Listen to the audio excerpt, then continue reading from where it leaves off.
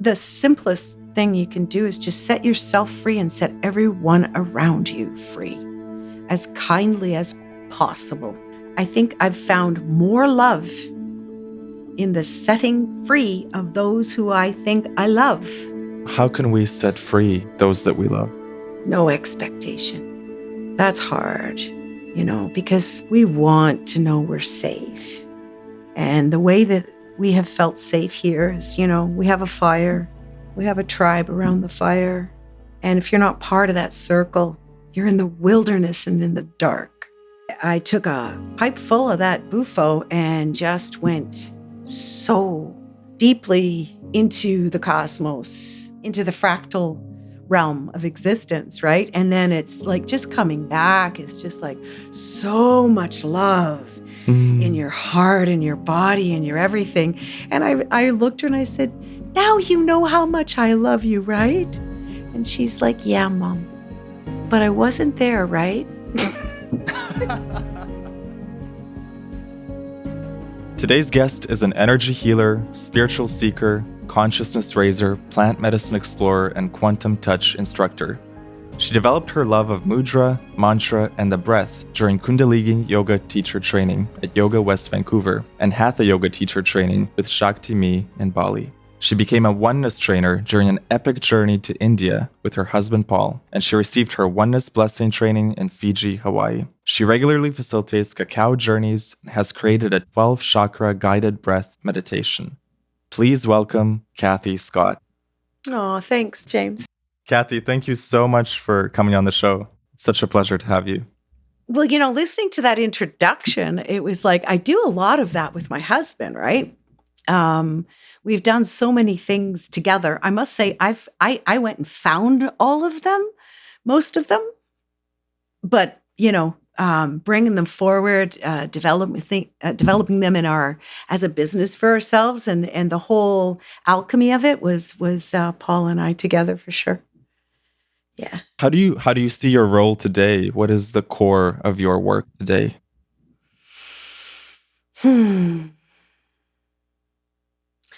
It's oh wow. After a while, you come to realize there's not much you can do to change things outside of you. And so I think the core of my work has been coming into some form of integrity within. And you'd think, well, didn't you do that before? And it's like, yeah, but it's a never ending. And I find new layers of all kinds of emotions, some that I really don't enjoy. But they still need their moment and their time and their say and their completeness in order to release me from them. So it's like the inner work is still really tops. I think following my thoughts around and just I think I have a knack for going one more layer down. A lot of conversation. It's often with people. It's like yeah, and then there's that next layer down, right? And if you get that blank stare, it's like, oh well, that's enough for you, right? And there's nothing wrong with being at that point. It's just there always is one more layer down, right? One more, and we can only follow our own. There's nothing I can really do except tell you about my own experience.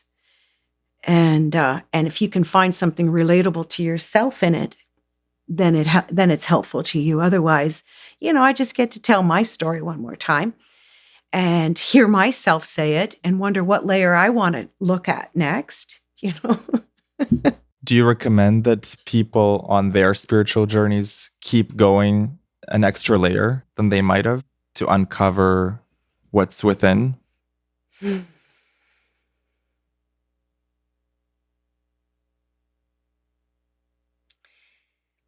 If you're ready, and you'll be ready because you do. It's kind of a funny thing like that, it's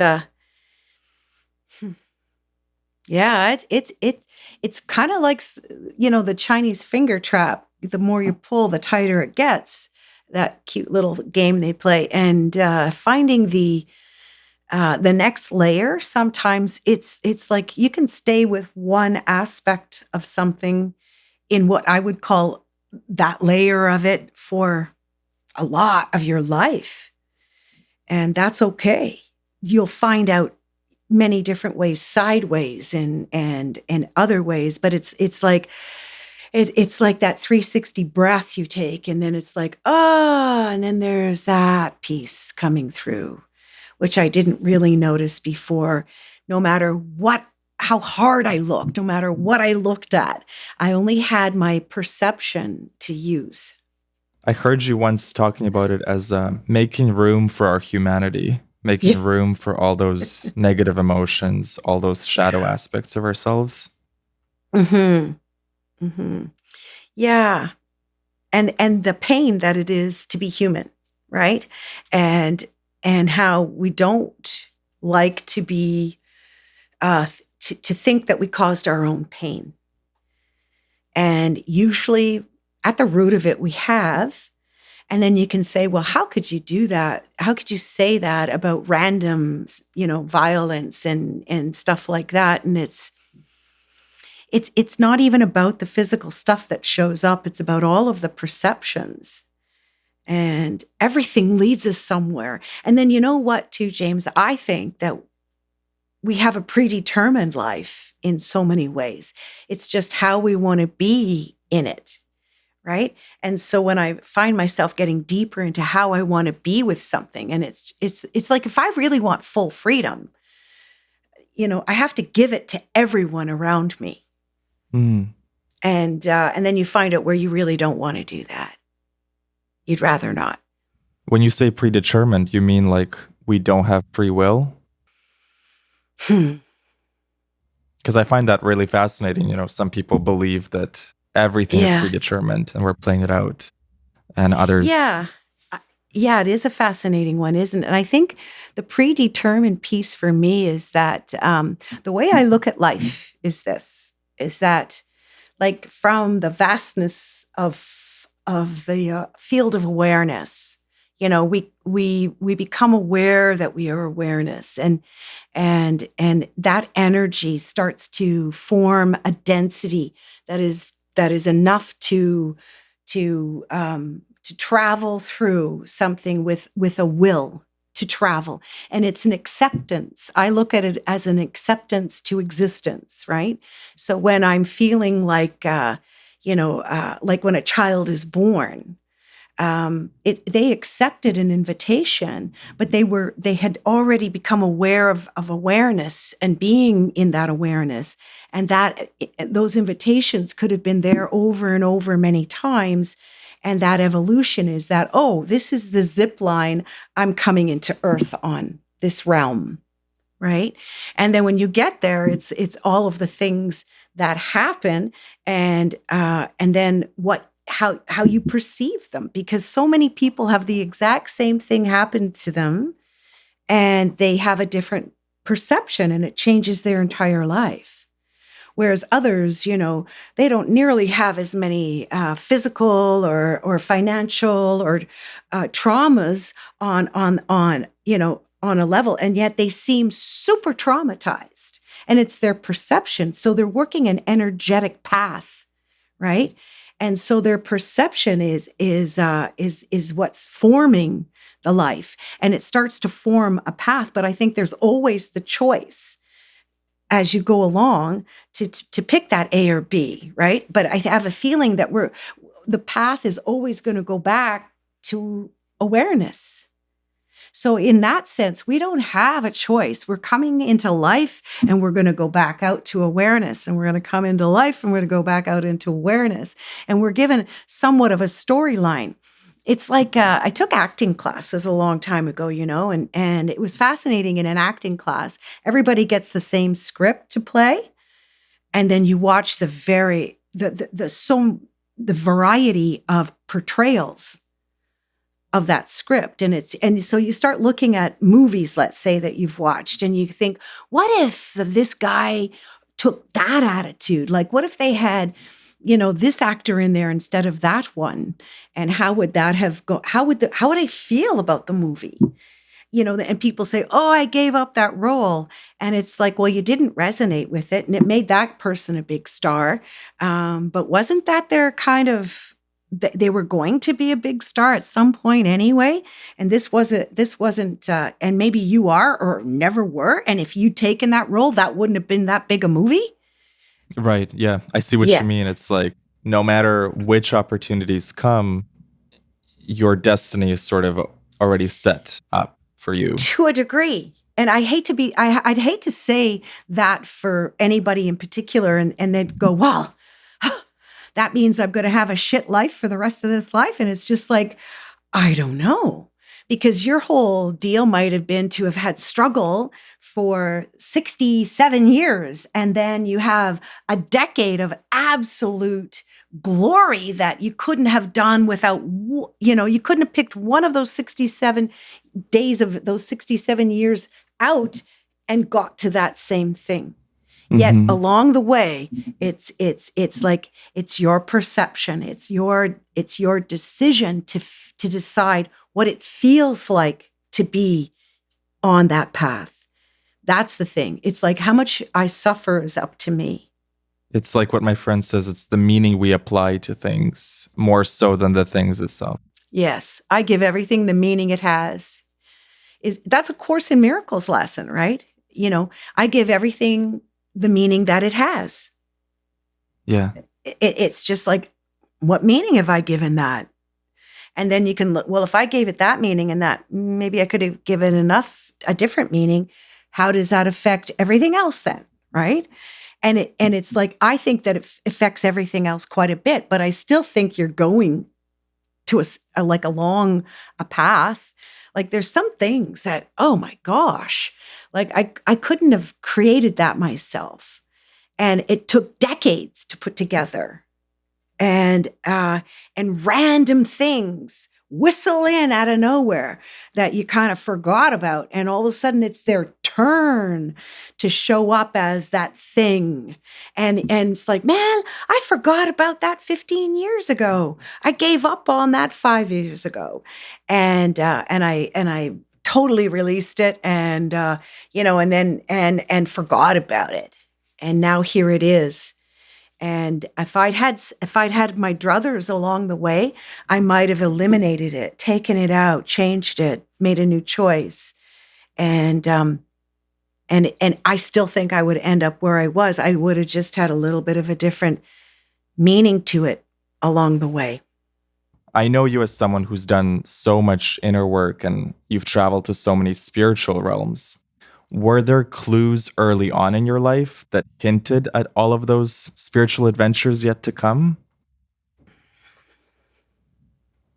I think we get really interesting things in our lives that will tell us stories about ourselves. And then we get to take that story and flesh it out and make meaning of it. And, some of the things I remember being a little girl, 8, 9 years old, right? And I had been moved from one area of Canada to another, and my whole life changed. I went from a small town to a big city. It was like even the kids in my class looked weird. Like I hadn't seen people who looked like that before. It seemed like I'll never forget this one guy. His name's Chris Maringer. He may still be alive. He had red hair and he was really tall, and I was like, what? Because I was from such a small little community and I had such a small little life, and it was so shocking. And I was surrounded by family, and I went into a big city, and my family was just a few people now. And it wasn't the greatest circumstances either in that family dynamic.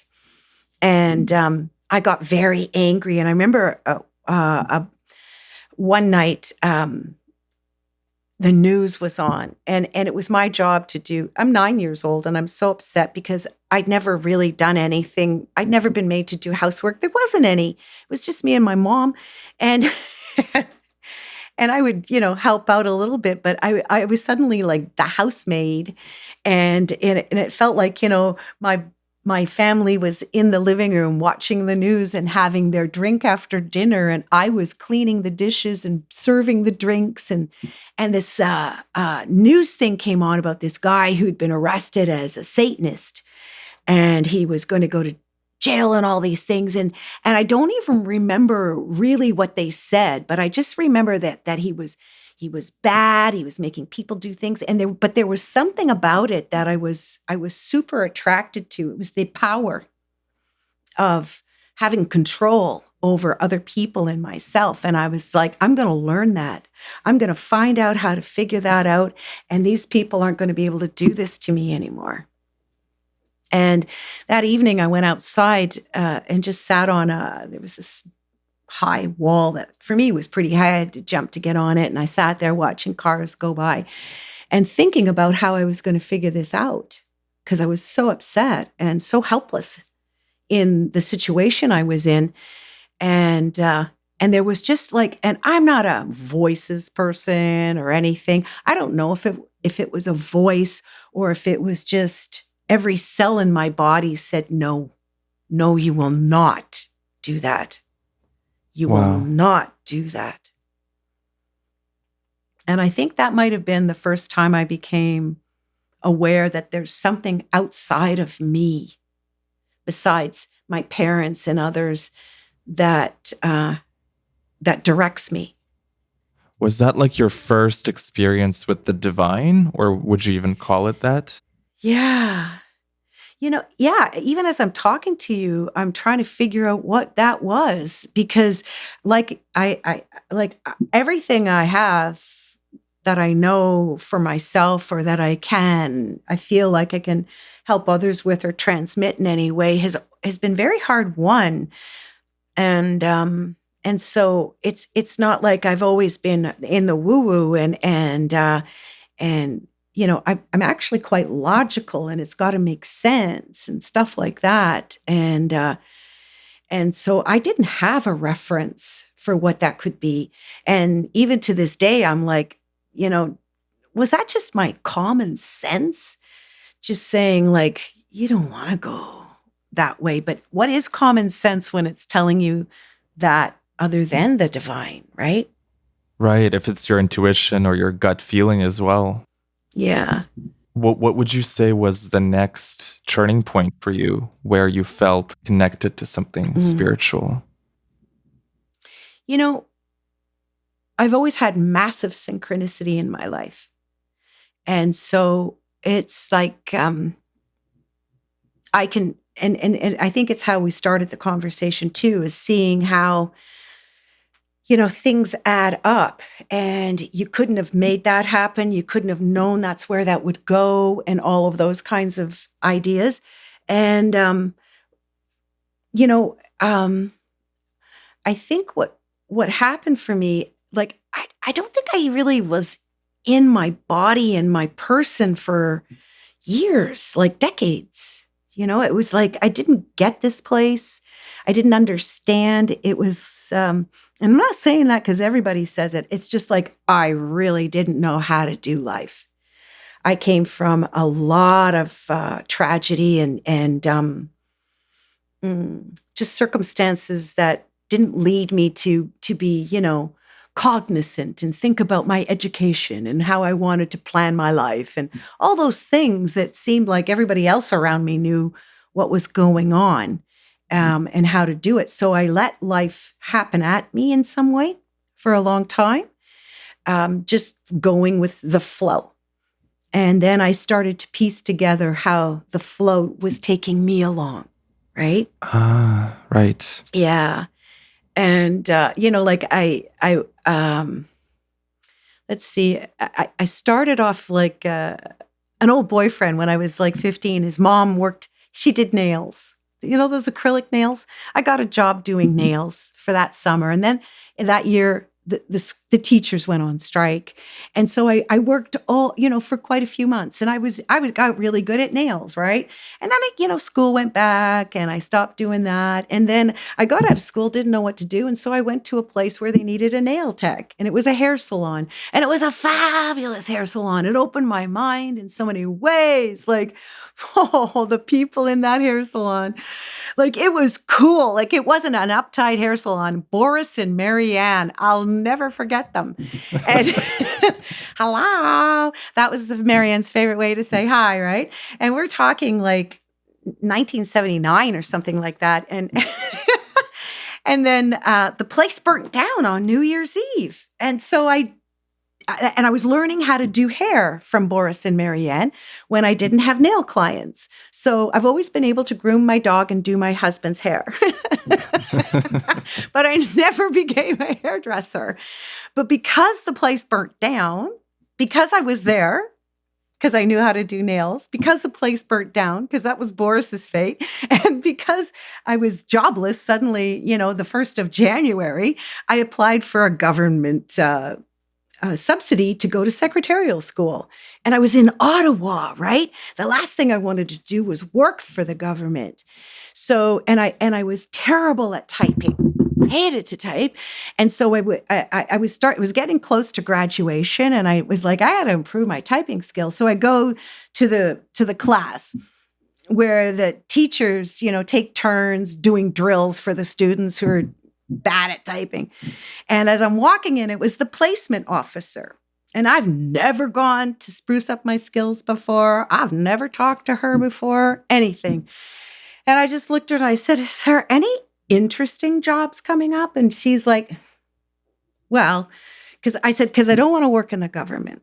Okay, well, there's a job at a radio station, but they want somebody to start now. And you're not graduating for another month. And I said, can you give me the information? And she did, right? And I went for the interview, and I quit secretarial school without my certificate, which back then was like, are you crazy? Like, what would you do that for? To go type the logs? Because at that time, the announcers followed these long sheets of paper where somebody had typed in whose commercial was next and all that kind of thing. So I worked, and it was called traffic. I worked in traffic at the radio station in Ottawa. And what happened there was there was hardly any women in the place. And all of them who were there were like kind of old ladies who'd worked at this radio station forever. And then the young receptionist, and they tried to get her to do some commercials, and she just couldn't do it. And so it was like, could you try and come in and read? We need a female voice so bad. And I was like, so I would disappear from my job at my desk, and and they couldn't find me because I was in a soundproof booth learning how to do commercials. And pretty soon I could walk in and do a 60-second commercial in 60 seconds. And then, And then I break up with a boyfriend, and he'd gone to this gym all the time. And I thought, I'm going to go to that gym, and I'm going to show him how fit I'm going to get all muscular too. So I go to this gym to sign up.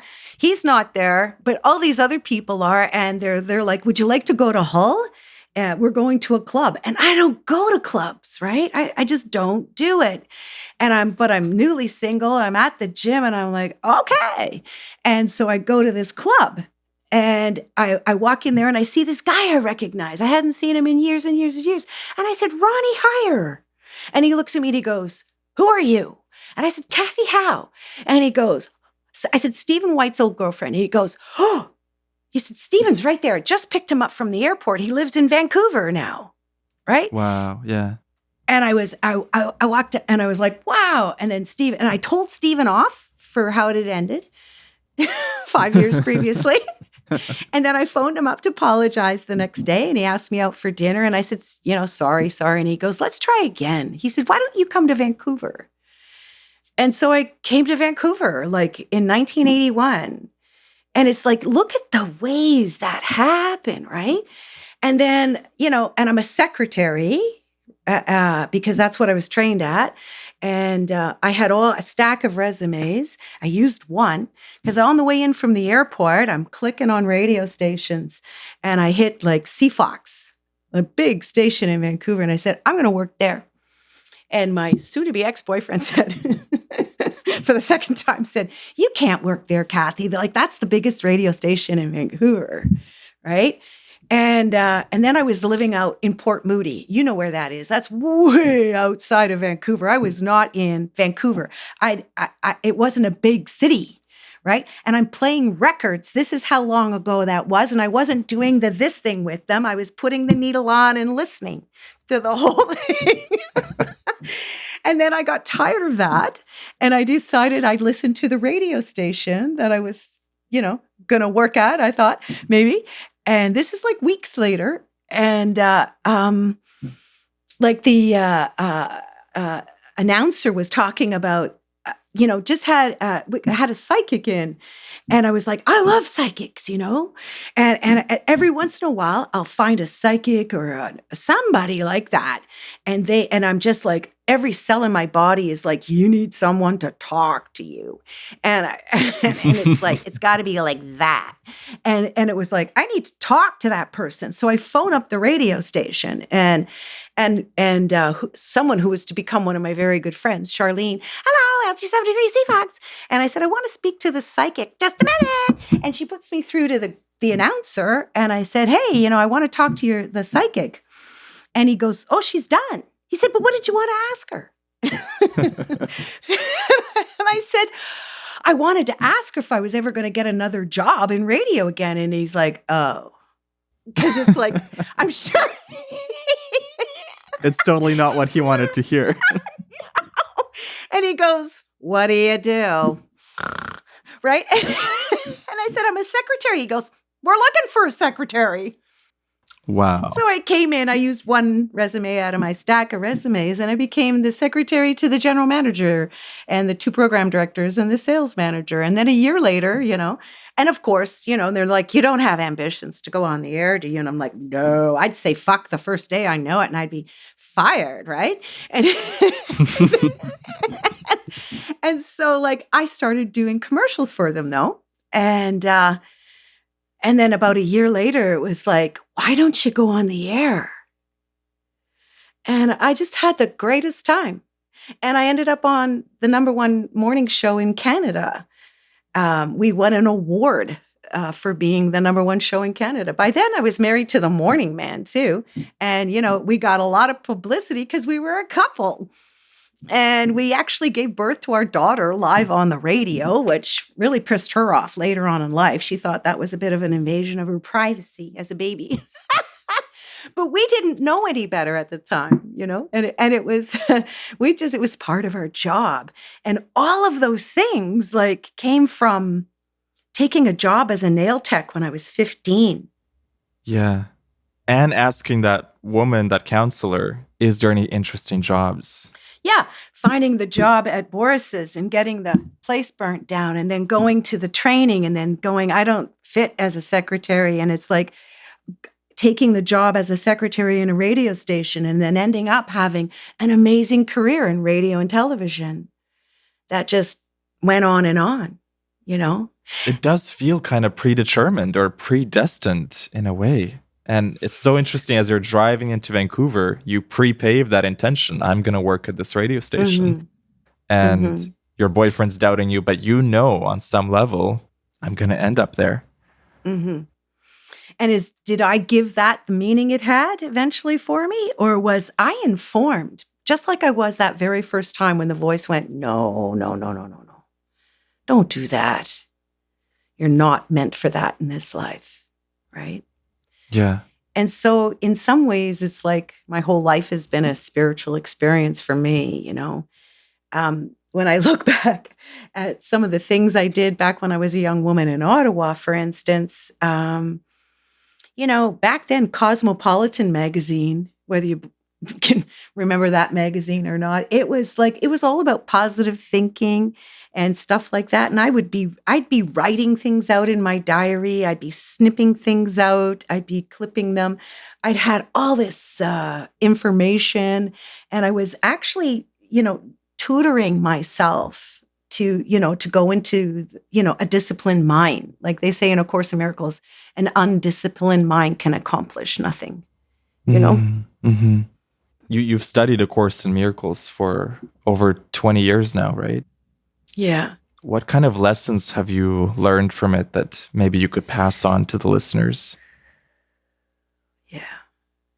Yeah. Well, everything has the meaning I give it. That's a big one. Yeah. Yeah. Yeah. Yeah. Yeah. And I am the light of the world. That's another lesson. Yeah. Yeah. Yeah. Talk to me about that. I am the light of the world.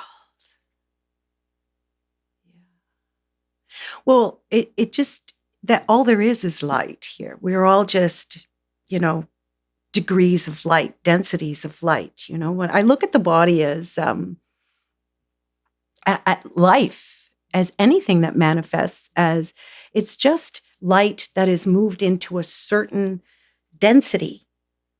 And I'm not talking 3 or 4 or 5 densities or anything like that. It's just that if we zip line in on a thread of energy, and we go into that spark of light that creates life, when the orgasm happens between 2 consciousnesses, and that light flashes, a third consciousness comes from those 2, right? Yeah. Yeah.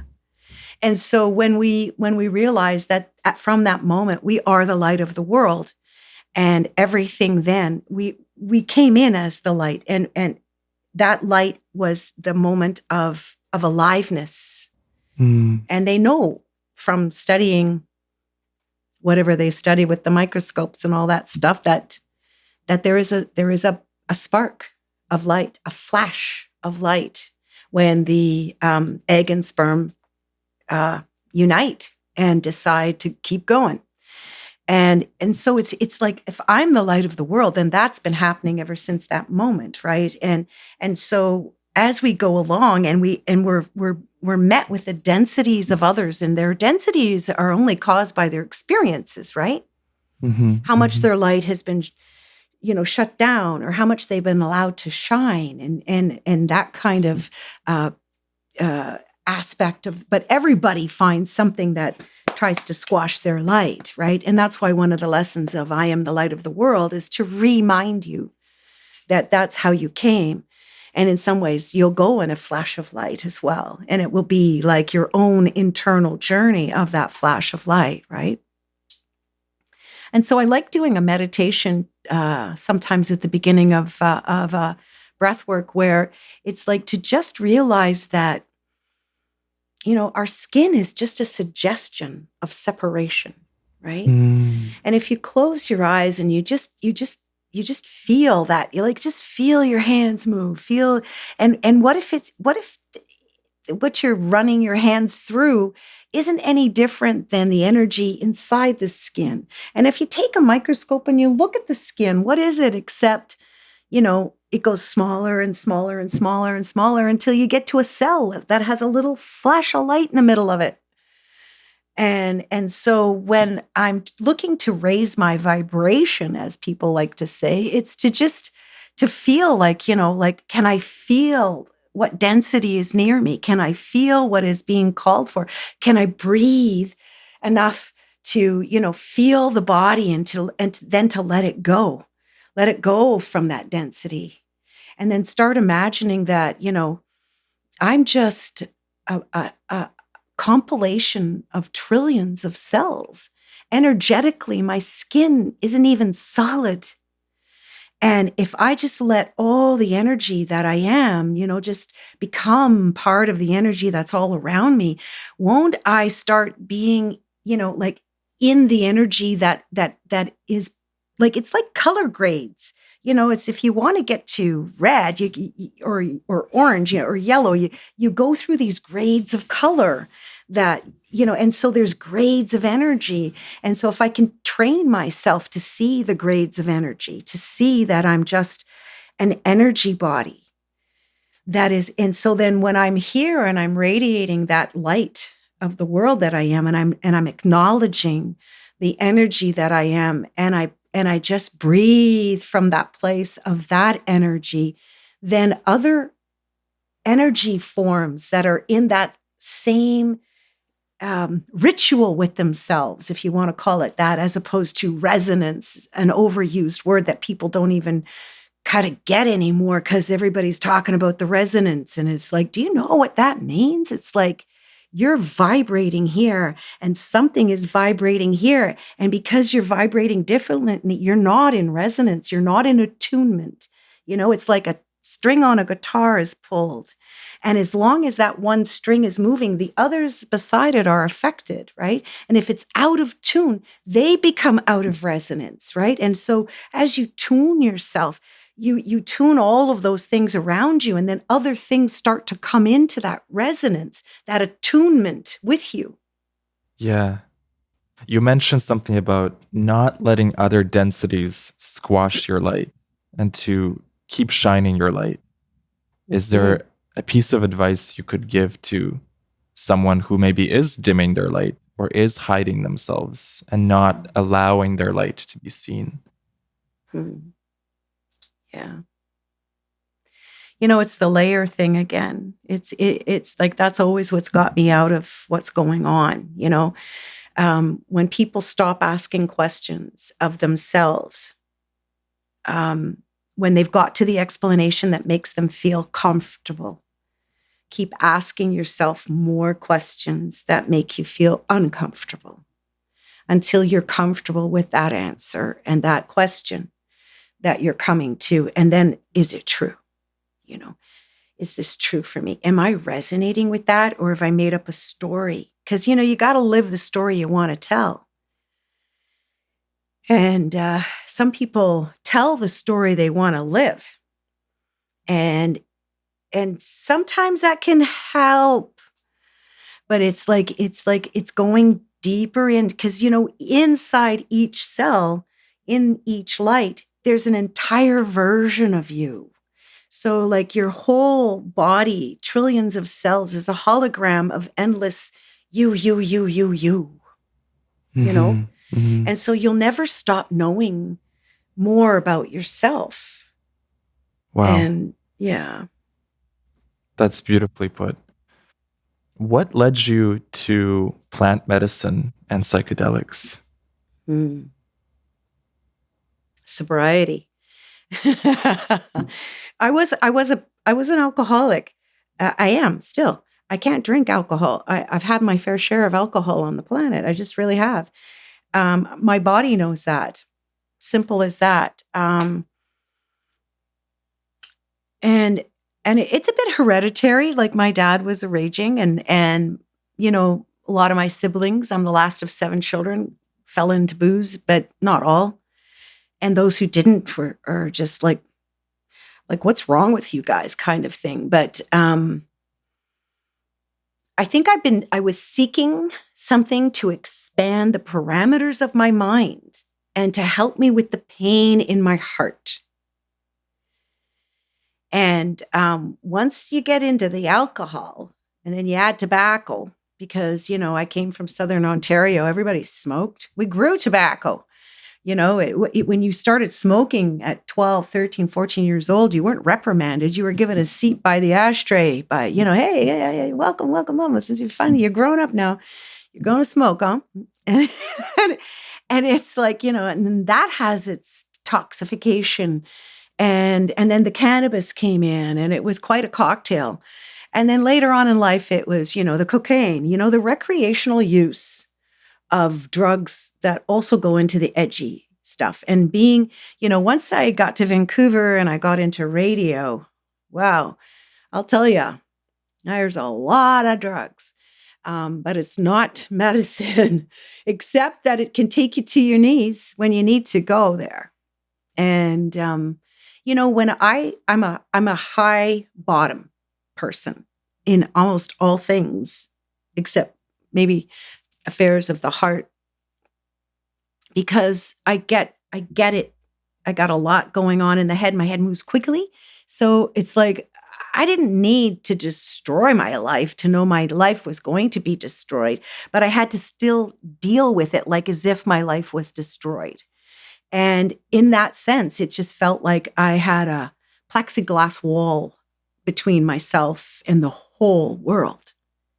And I was like a dead woman dancing, just like a ghost behind the glass, just moving with the motions of life. And it was that real numbness that took me from what was destructive to me into many years of sobriety. Like I got sober in 1997, and I didn't do anything. I had one brief ayahuasca journey back in like 2008 or 9 or something like that, maybe even earlier than that. And it was in a yurt, a maloka, and there was a lot of smoking, which I'd already given up by then, and a lot of, puking. And I woke up in the morning and I was like, this is why I got sober. And I, get me out of here. People stink. And you're just like, what's wrong with you? You got to do this. And so it's like, no, for a long time. And then, and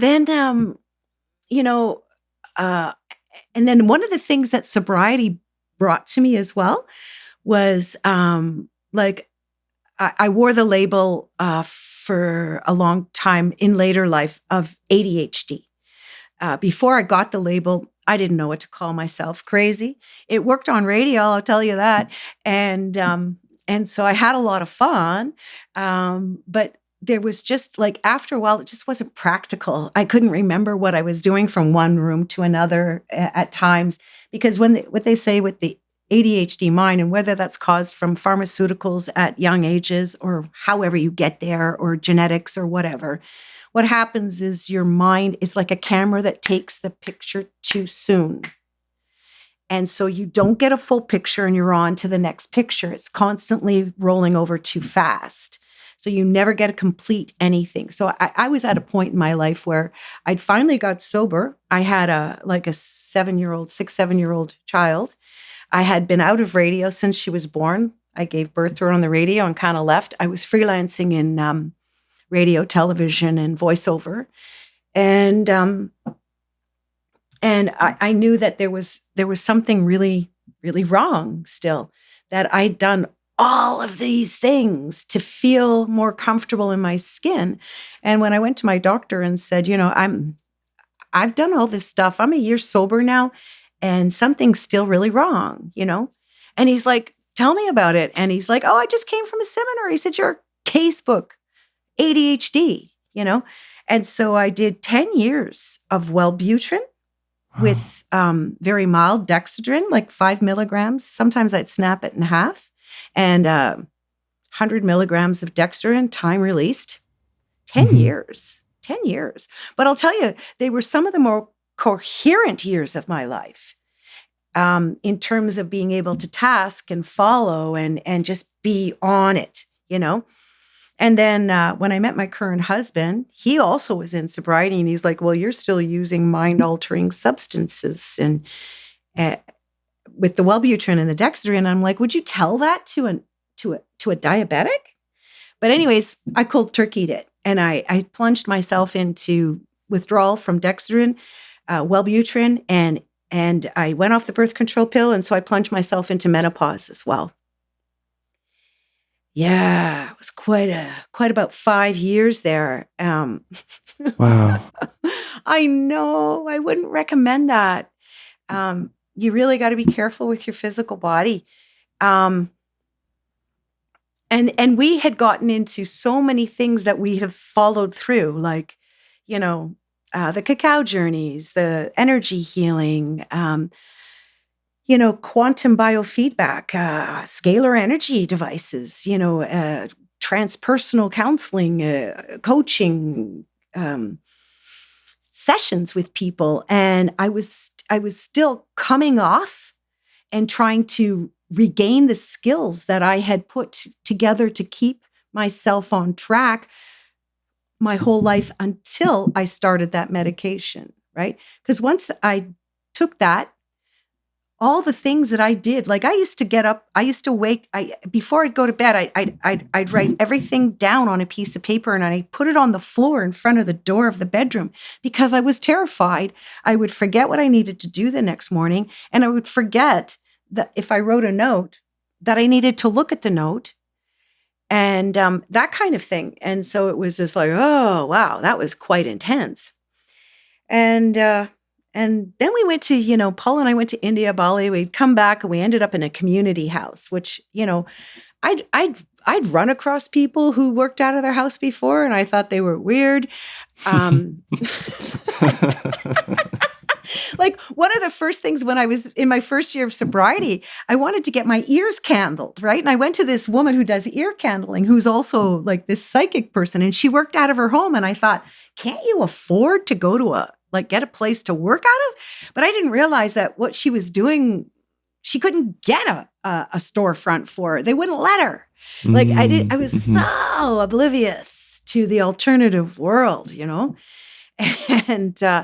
and so she was candling my ears, and this is 1997, and she said, are you open to some information I have for you? And I'm like, sure.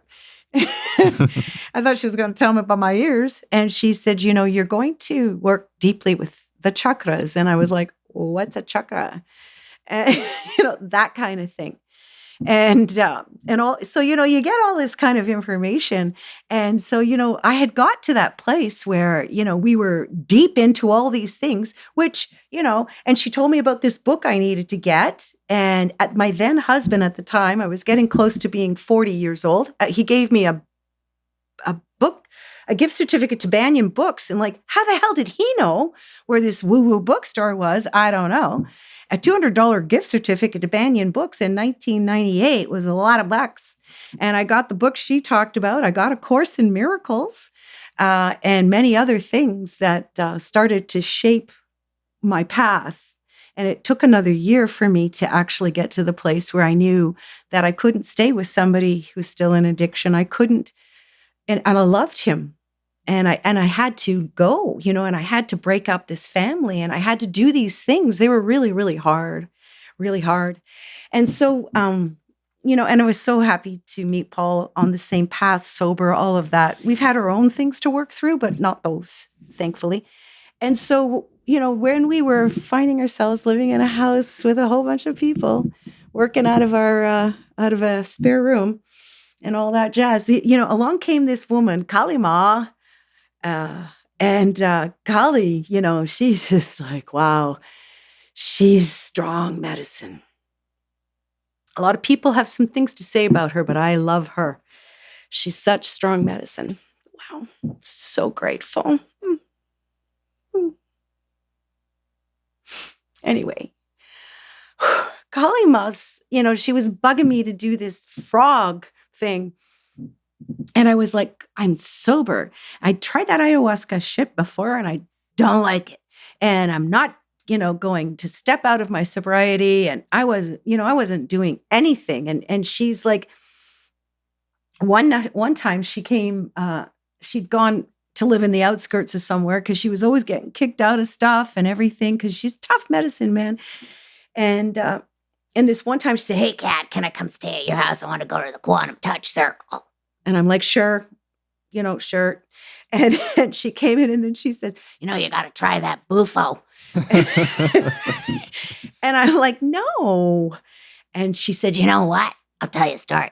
And she told me the story of this woman who she was with this shaman down in Mexico where she learned to do the Bufo and brought it back to Canada. Brave, brave, brave woman. And she told me the story of this very ancient Spanish woman, afraid, terrified to die. And she said she was so weak, we had to smoke it ourselves and blow it in her mouth, right? And it was like, wow. And And she said, Kat, when she came back, she wasn't afraid to die anymore. And I said, you have any of that stuff with you? And she said, yeah. And I said, okay, when we get back from the healing circle, I'm going to go in with it then. And that was 5-MeO DMT? Mm-hmm. And that was like November 2014. Tell me about your first experience with that.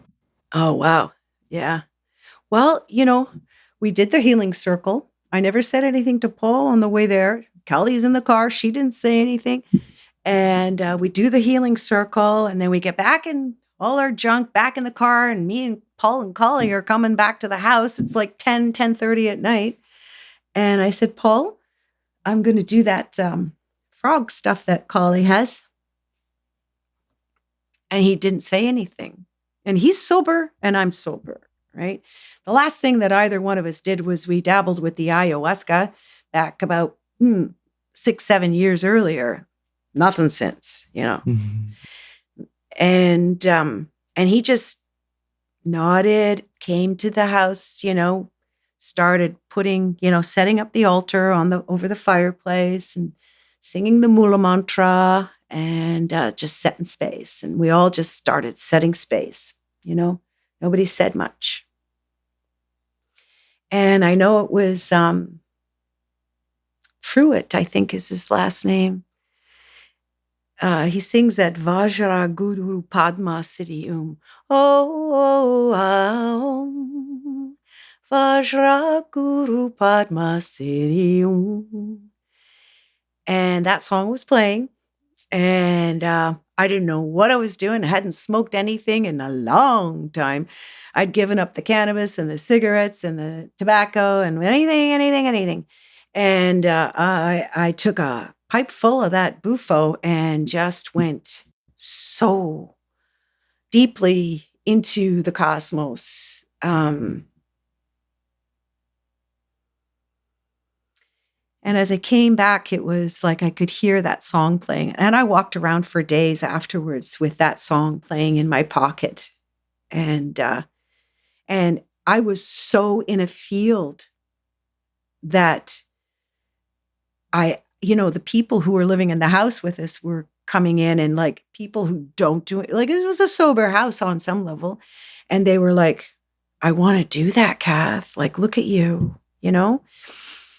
And the next person to go in was Paul. And that was the beginning. And we did, Collie stayed with us for the rest of November and December and into January of 2015. And we brought everybody we knew who we thought needed that to her. Mm. And we sat in journeys with them and just said, you can trust her. We're here. We're going to go in. You can trust what we're going to do right now. One of our most beautiful friends, Asian lady, won't say her name, but she's out there and she's talking to them and she goes, no, I'm coming back. I want my life. No, I like my life. No, I understand. Thank you.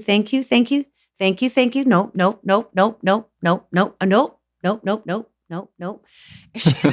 That's what she did for a long time. And then as she's getting deeper into coming into this realm, she's like, oh, you must love me so much.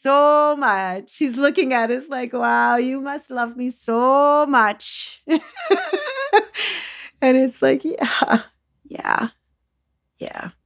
So she was connecting to that deep divine love, probably on that source level. Yeah. And she knew what a risk it is on some level to do this. Because some people, there was another person who was a housemate. And they went into as close as a psychotic break as I'd ever seen. Right. And they kind of went a little bit weird. And it was almost like they went into manipulating us with like, maybe I should go to the psych ward. Knowing full well that they don't want to go to the psych ward and what that would mean to everybody if they went to the psych ward. And it was like, oh, wow.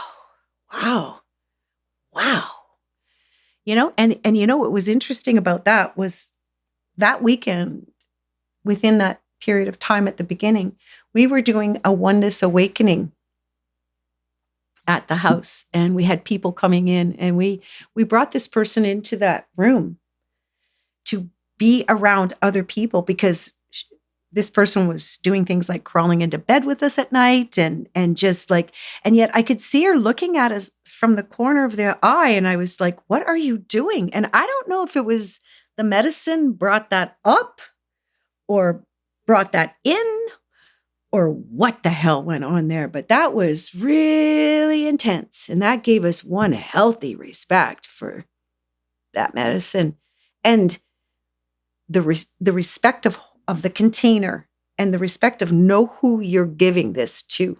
Yes. Yeah. This is not an amusement park. This is not, like, careful. Is there any way that you would be able to tell if someone is going to have a divine loving experience or a psychotic break? Because, someone who's never done it, you have no clue what you're getting yourself into. Yeah. I think, on a cellular level, we know like that. And yet we'll talk ourselves out. And that's what I keep saying, go down another layer, right? When on that cellular level, you're getting a like, but it's going to be all right.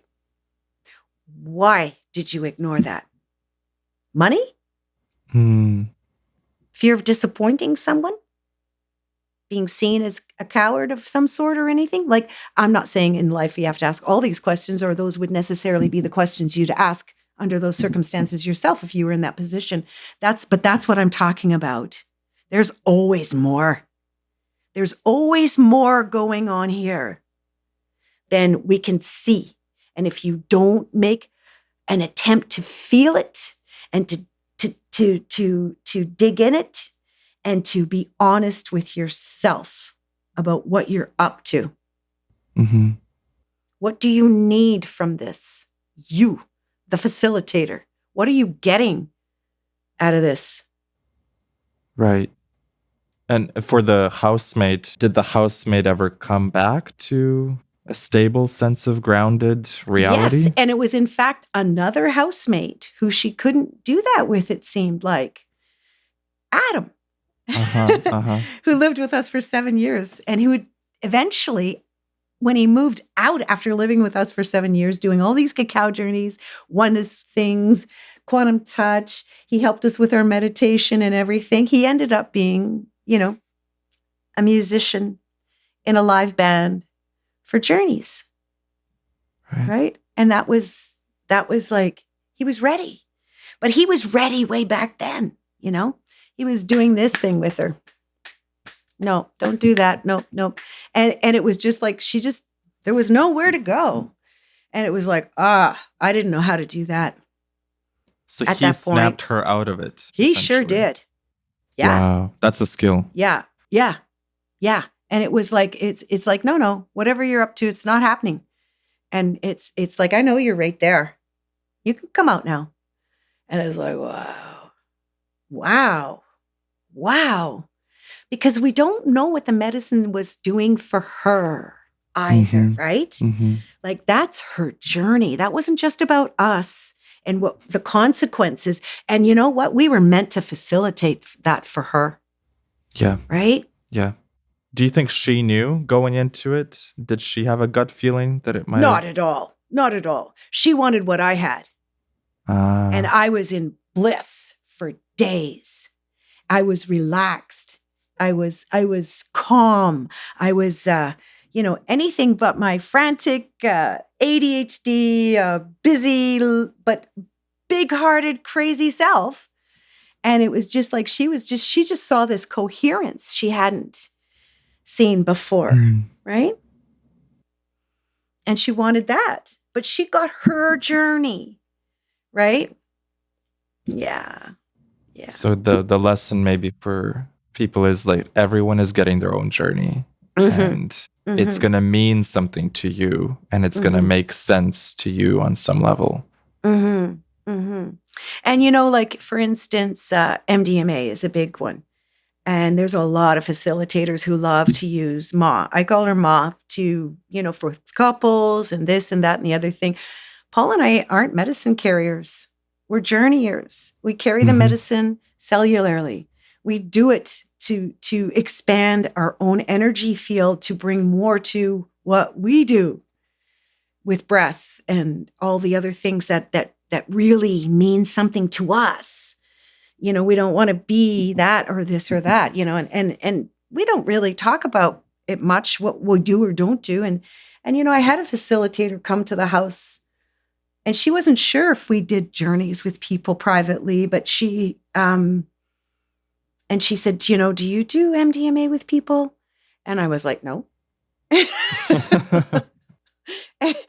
And she goes, I said, we don't do anything with people. We do things with people, but not with people, if you know what I mean. And she said, well, I just wanted to let you know that, a facilitator for MDMA in Ontario lost a patient. They had a heart condition she didn't realize, and it killed him. And it was like, oh, but you know what? That was that facilitator's journey. Nobody did anything to anyone in that scenario, right? That was that person's journey, and with all the heart issues going on right now with people, myocarditis has become a common. I wouldn't have known how to pronounce that a year or two ago. And, it's changing the landscape of medicine for everyone.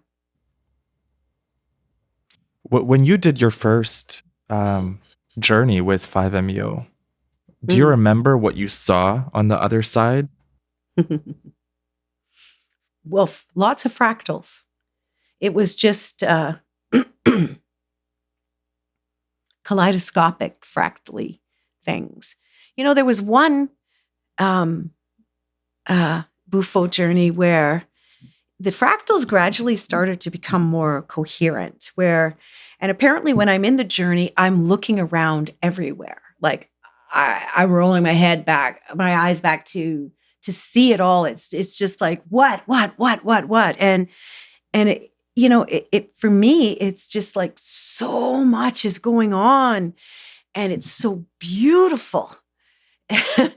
And on this one journey, there was a color scheme I appreciate so much. It was like browns and golds and rusts and, just that yummy palette of all of those things, and the fractals were like, there was waves going through them. And you're like, there was this one wave where there was a couple of guys, on the wave singing, like Icaros, like Shapibos. And I'm like, wow, that's where you get the songs from, right? And it was beautiful. It was like it was supposed to be my favorite color scheme, so that I would just like, and remember, because what I've found with, since the Bufo, we've done Jaguar and many things. And when I go deep in, like when you just like, boom, gone. And then as you start to return, and you do get to look around a little bit and see with eyes that see what's happening, where, I could see those colors and things. It's like, for me, the overriding feeling I have is that I'm surrounded by beings. And I'm just spread eagle in the middle of it. And they're just all like, singing me home in some way. It's kind of a strange feeling. It's like I'm the only human that ever lived. And maybe that's because there really is only one of us, but who knows how that actually works. But yet at the same time, I know that there's many, many, many of us. And I'm like, and I think everybody's here with me, that I am everybody and everybody is with me too. And, you know what I'm saying? It's like there's no me or anybody, and these beings surrounding me, nurturing me, coaxing me, loving me, and then you become more and more aware, and then all of a sudden you're in a room full of people that are having their own trip. And you're like, you're fucking kidding me. I thought everybody was on my journey with me this time, you know? And I'm like, you know, it's like I've often done journeys with my daughter as my sitter. And, you know, you know, I remember this one time she went in first and then I went in afterwards. And sometimes I have like, you know, not so much fun.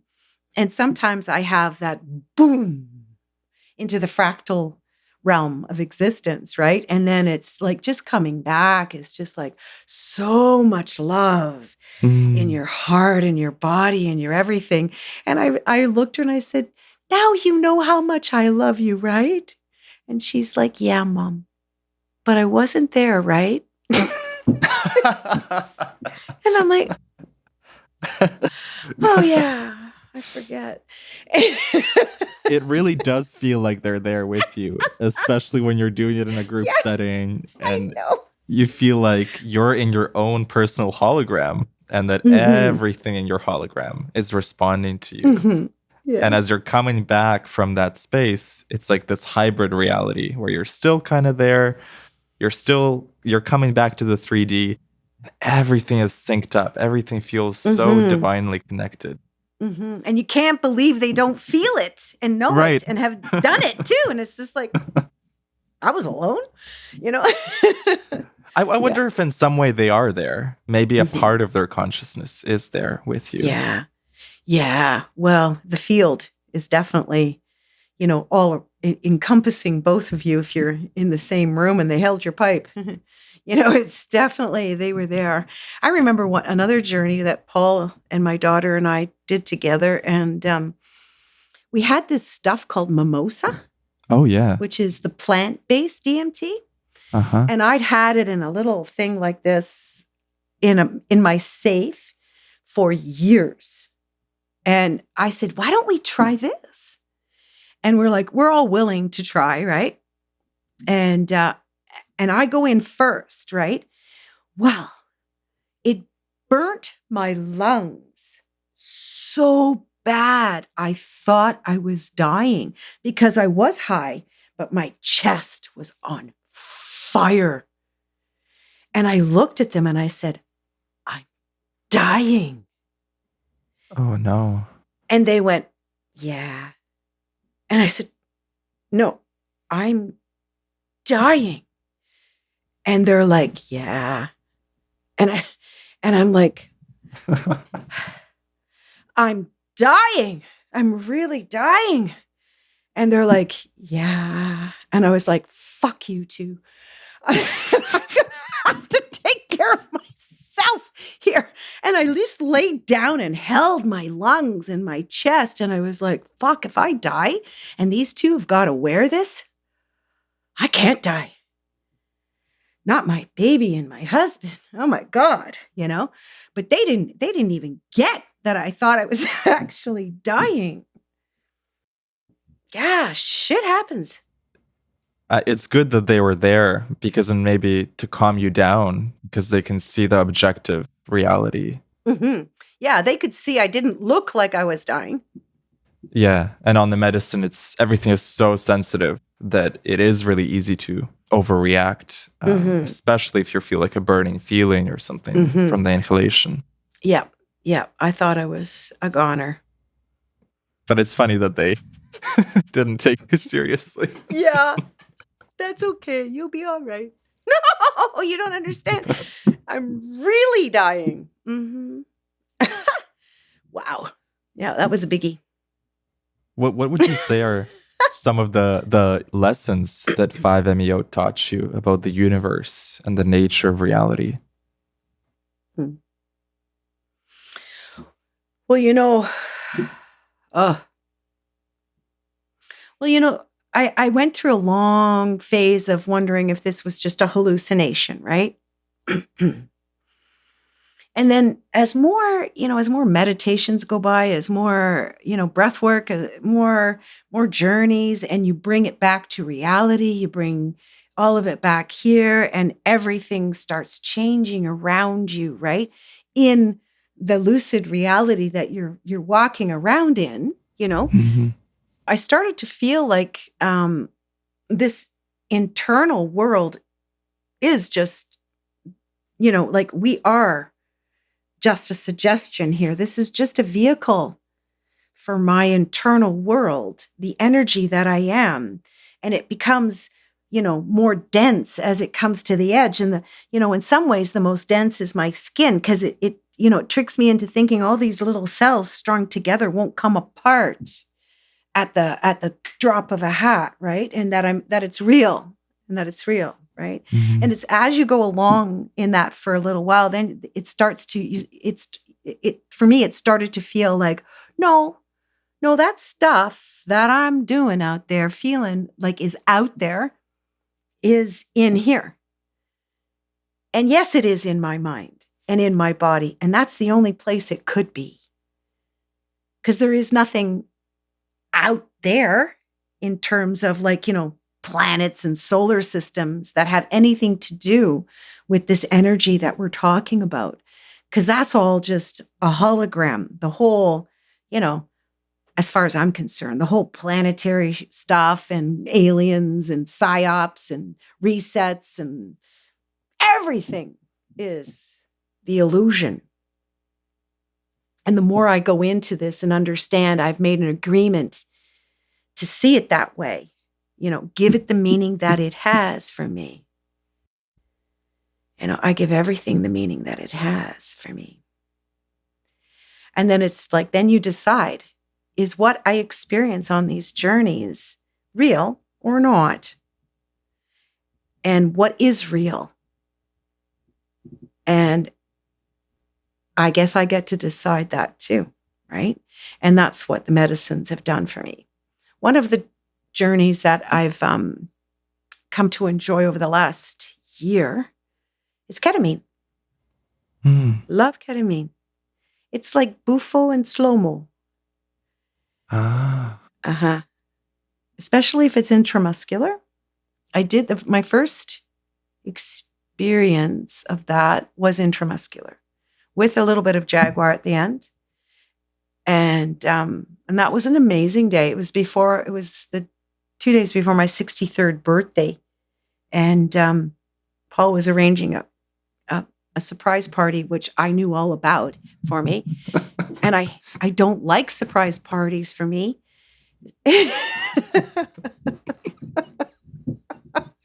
You were there for that, right? Oh, yeah. Yeah. And so I was kind of furious, but it was hard to be furious because the day before I'd gone to a ketamine journey. And I think, and the little gal who was responsible for taking me out for a while so everybody could arrive and set this thing up, had taken me to that ketamine journey, right? And she's like, did I do the wrong thing? And it was like, no, you did the right thing. And she's like, and I said, I know you've got me out here because there's a surprise party being arranged for me. And I said, they hadn't better have got me one of those frickin' carrot cakes I hate. Yeah, they did. And I'm like, oh, I was just such a bitch, but I was a bitch in slow-mo, and because I don't like surprise parties. And I didn't know what was going on for a while. And I thought Paul was losing his mind. And he was pissing me off. And then when I found out it was all about a surprise party, I was really mad. And so I arrive at this surprise party, just furious with everyone. And but I think the ketamine had softened something where I just couldn't take it to the wall like I would have if I hadn't, Yeah. It relaxes you so much. Yeah. And then my other friend, who we used to do Jaguar Journeys, we used to hold space for her to come and her people to come, because our house is, it lends itself to that in the basement. And she would, do Jaguar Journeys. And she couldn't come to my party, but she gave Paul a little package. She said, Kathie's going to like this. And it was ketamine lozenge and then 3-MMC. And I never touched those things until I hit my shoulder really hard. And I was starting to head into a frozen shoulder about 4 months later. And I was like, wow, this is bad. I'm going to have to go to a doctor or something, or pharmaceutical drugs to like loosen this shoulder up before it becomes rigid. And then I just sat bolt upright and I went, I have the best drugs. The horses, they love the horses so much. They give them the best drugs. I'm going to for a ketamine journey, like at 11 o'clock in the morning. And I'll tell you one thing that ketamine told me, it was fascinating. Because I was late. This was all by myself. Paul was like, I'll cancel my clients. I said, no, I don't want you here. I want to do this by myself. And so I just went up to our bedroom and I got on the bed and I just, put some music on and took this lozenge she'd given me. And this is like about 3 or 4 months after the intramuscular. And it was really interesting. And I saw the matrix in some ways because I'd had this little message in a Bufo journey a few months earlier to purge the matrix. And I'd had one journey where I got it, and I kept the setup because I knew I wasn't done. And next morning I had to go back in because it wasn't done. But I was sick, like Bufo kind of makes you feel a little bit nauseated because of the taste, the smell, the everything, right? And so I thought I'm going to need a bowl for this. And I had a silver bowl. And so I smoked the Bufo and then I felt nauseated and I just looked into the bowl. And when you're on Bufo and you're looking into a silver bowl, it becomes millions of silver rings that just get smaller and smaller and smaller until there's nothing but a dot in the middle, the smallest circle that there is. That's, you can't see the center of it anymore, And I was like, wow. And that was where the purge, the matrix came out. And then when I went into that ketamine journey, I went into this place where all these little gray balls like lined up in rows. It didn't matter if they were going sideways or vertical or horizontal, because when all it is little tiny balls equal distance apart as far as you can see, it's just a grid, right? And I was like, oh, this is the matrix. This is actually the matrix. I am the matrix. I am the matrix. I can't purge the matrix. I have to absorb the matrix and become a new aspect of the matrix, And then I didn't dare look left or right because I knew I was alone, that there was only one of me there. There were no other people to talk to. There was nobody else in the matrix with me. I am the matrix. I'm the only one here. And that's all there is to it. And it's like, I am creating all of this fucking story all by my fucking self. Right? And then my future self or my other self or my higher self or my soul self, shows up, walks through my bedroom door and stands at the end of the bed. And it's like, well, Kath, what would you like to do with this? Right? Would you like to die? You could, this little thing with the shoulder, we can spin it into anything you want. Yep, anything. You can die any way you want, just starting right here. You can just either let this go and live, or this can be the beginning of your death. What do you want to do? You want to live or die? And why? And what did you make a decision in that moment?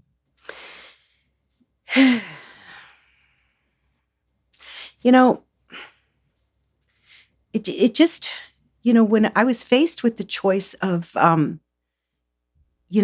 the realization that I could choose to activate my death story now, or I could enliven myself. It was like, yes, you do create all of it. And everything is created by you. There's no one doing anything to you here. Give it up. Give it up. It's like, what do you want to do? How do you want to live? And it's not like I've lived perfectly since that journey, like about a year and a bit ago. It's been a hell of a ride. It's like you don't, it's just a lot to realize how responsible you actually are for everything that you're experiencing. How can we be better creators in our life, knowing that we are creating all of it in our own personal holograms? Yeah. Oh, well, yeah. It's tough because you have to take full responsibility, and nobody wants to do that. Nobody. It's all about, they said this, they did this to me. And walking out of the stories of what they have done to you, it's tough, because you love people along the way, you hate people along the way, you have fun, you have misery and suffering. It's all you. And you go, well, why can't I have more money? Why can't I have more fun? Why can't I have more, sunshine, for fuck's sakes? Like, what the hell's going on here? And it's just,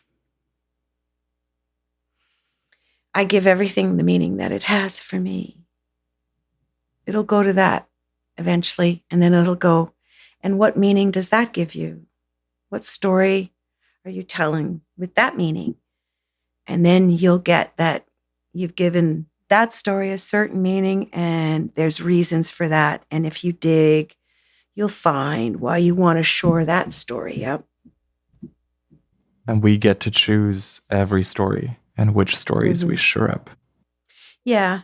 And the simplest thing you can do is just set yourself free and set everyone around you free as kindly as possible. And it's not pretty. It's never pretty because everybody else is doing the same thing, right? No one is a saint here. And everybody wants to blame everybody else for everything they don't like about their life. What do you think is the strongest force in the universe? I was talking with Paul about that the other day. Osho said something about God isn't love. Love is God.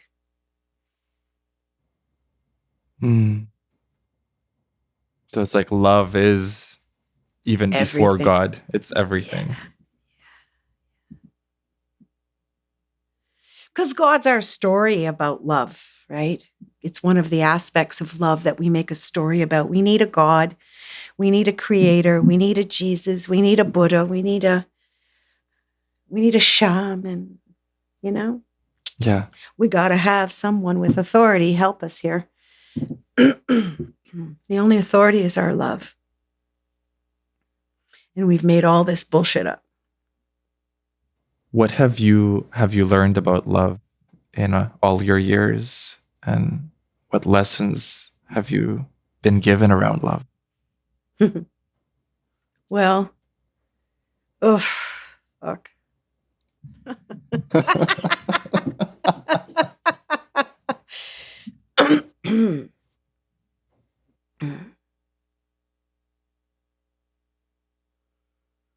We're all full of it, full of love.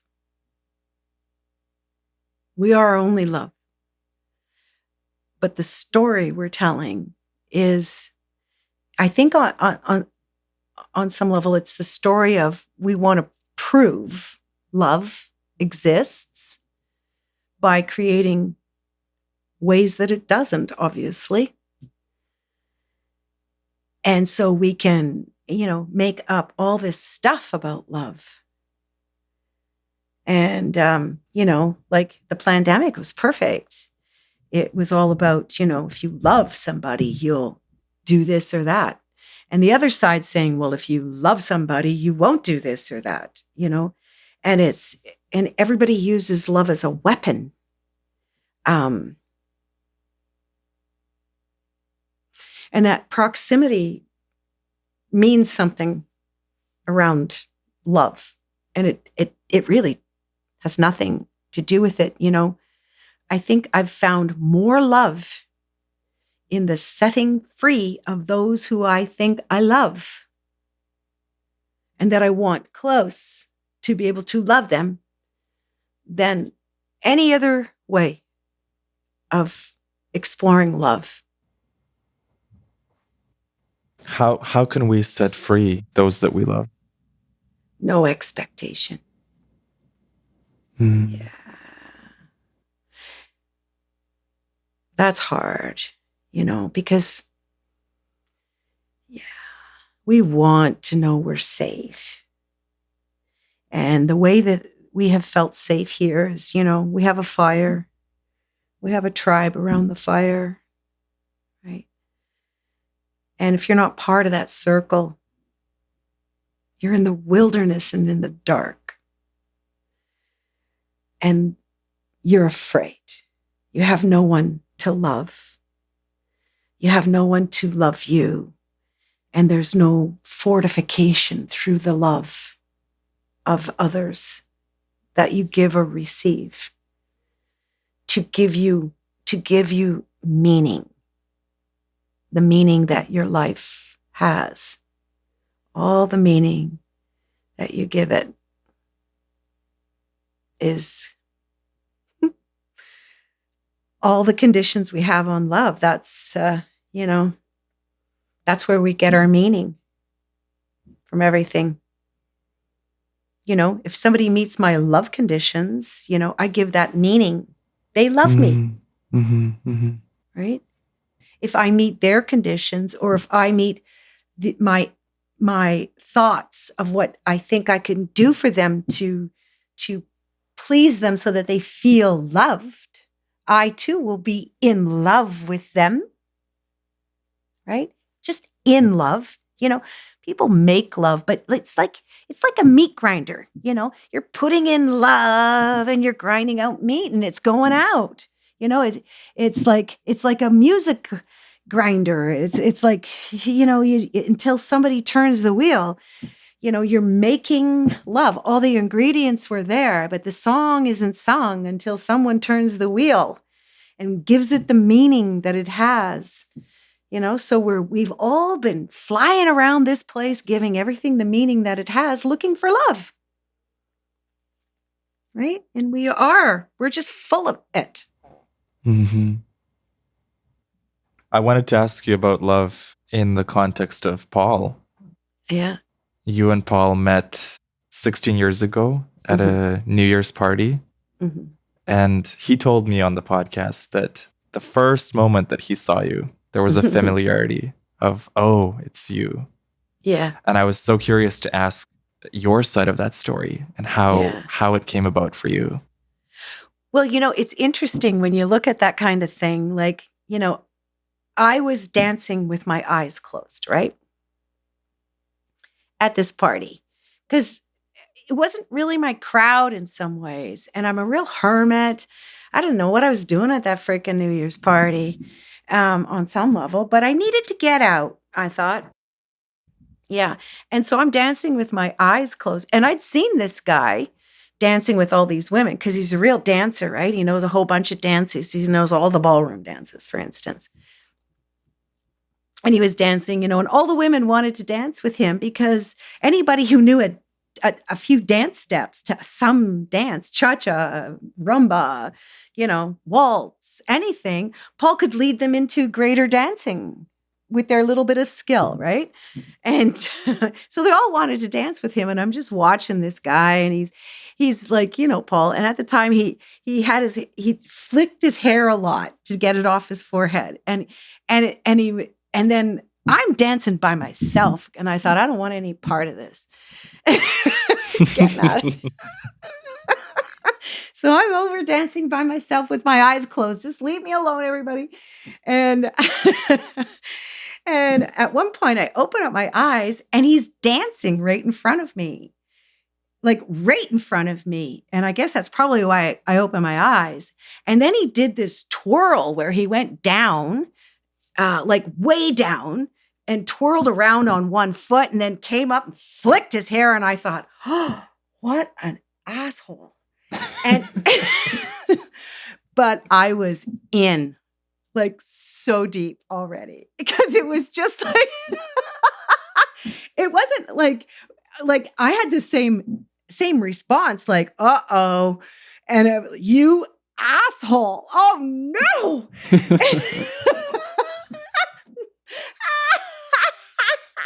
Oh wow, was that intense. And we've had that kind of relationship all along, you know Paul and I.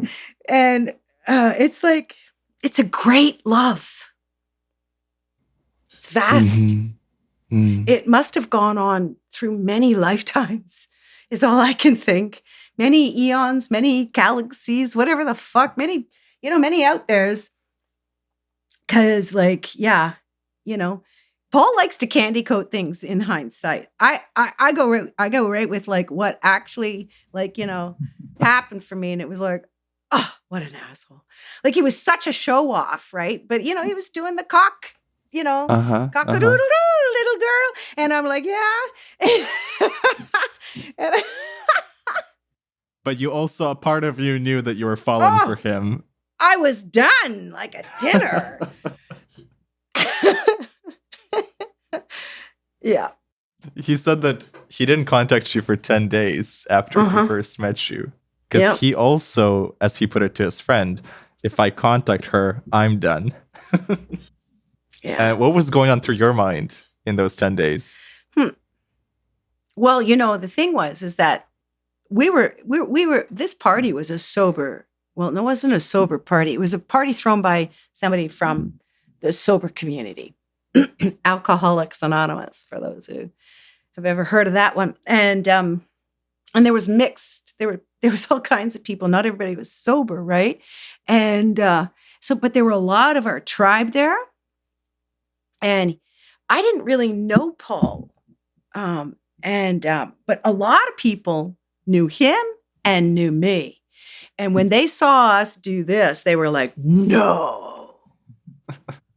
Why no? I don't know. Well, there were some men who didn't want that to happen and some women who didn't want that to happen. And there were just some opinions that were pretty strong. And it actually drove us out of Alcoholics Anonymous because we chose our relationship over that tribe.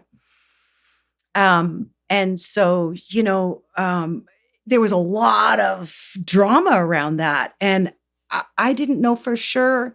And so, at one point, we're in a corner and I got my back to the corner and I've pulled him right into the corner and he's right there. So you can't even see me. It looks like Paul's talking to the corner of the wall. And I'm talking to him and I've got my business card in my hand and I'm like, I'm not sure if I should give this to you or not. Are you a player?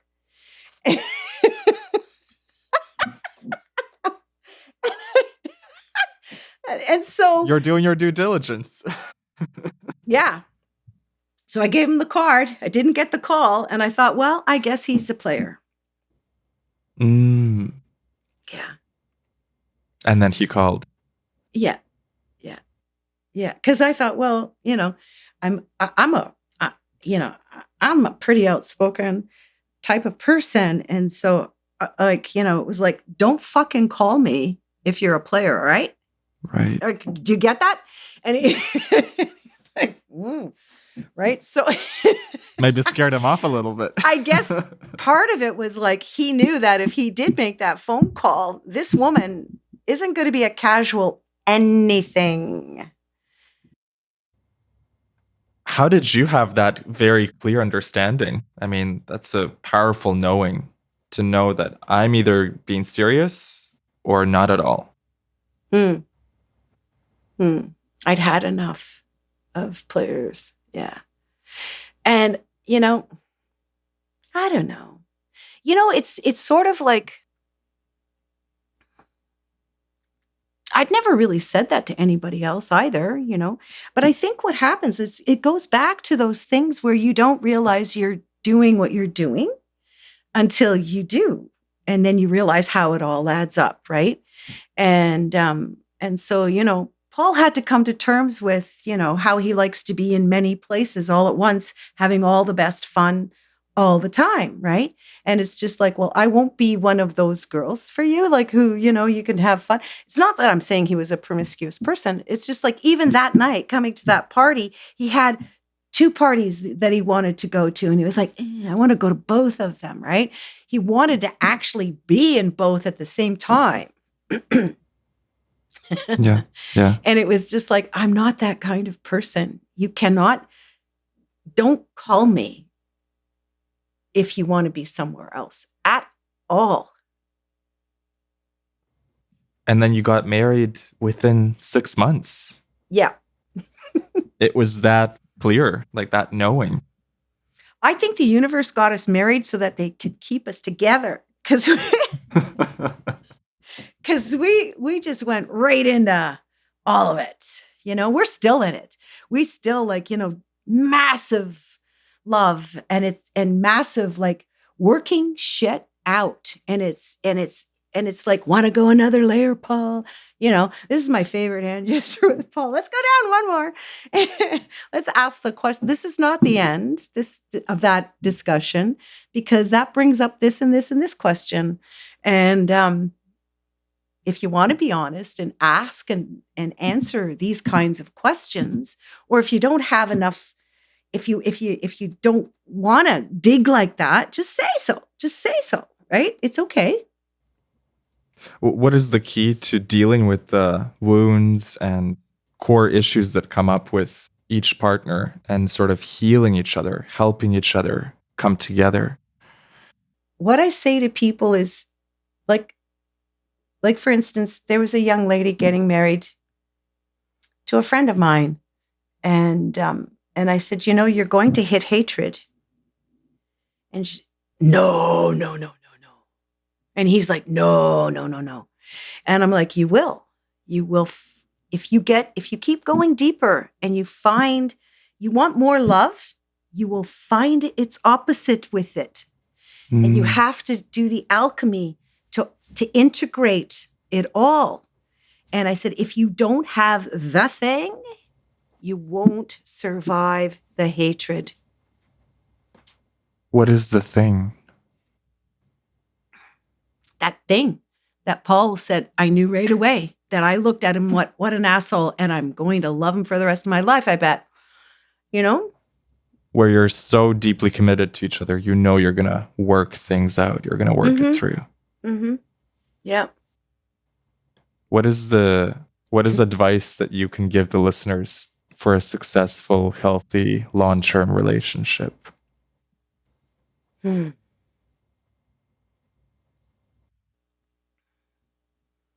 feminine has to get right with herself and surrender to the masculine in the right way, so that he can be all that he can be. And in that surrender, so is she. And I know there's a lot of people would have problems with what I just said. And I'm telling you, it's like a very long conversation to explain that. But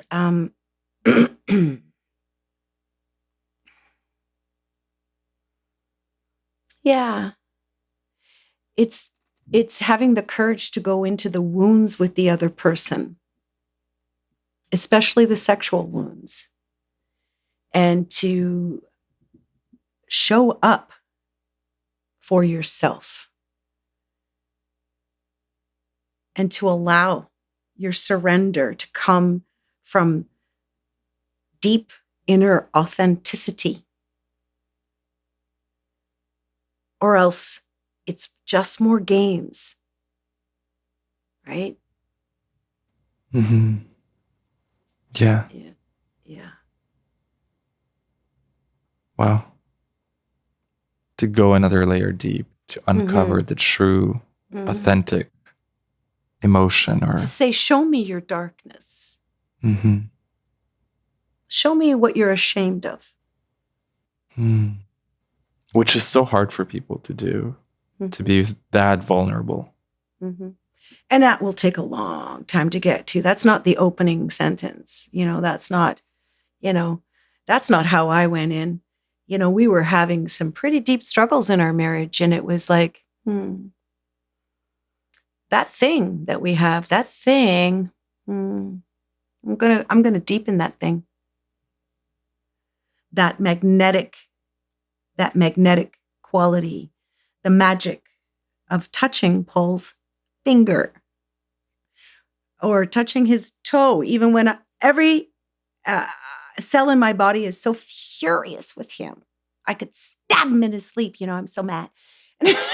And yet there's my baby toe looking for some place on him to touch. I could just feel him. You see there, because we're humaning. We're going through it. We're hating. We're loving. We're freaking out here. Yeah. And all we really want deep down is to be loved. Underneath everything is love. Yeah. Everything.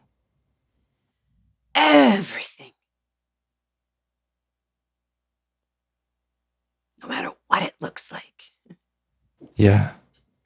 What would you say to those who are just starting their spiritual journey? Is there a practice of love or a teacher or a book that you could recommend to them that would connect them deeper to maybe their own love, self-love? Yeah. Well, Osho, the mustard seed is really good.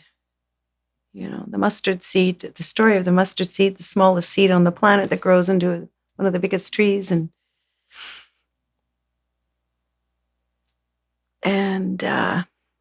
I don't know. I think the Gene Keys is really good.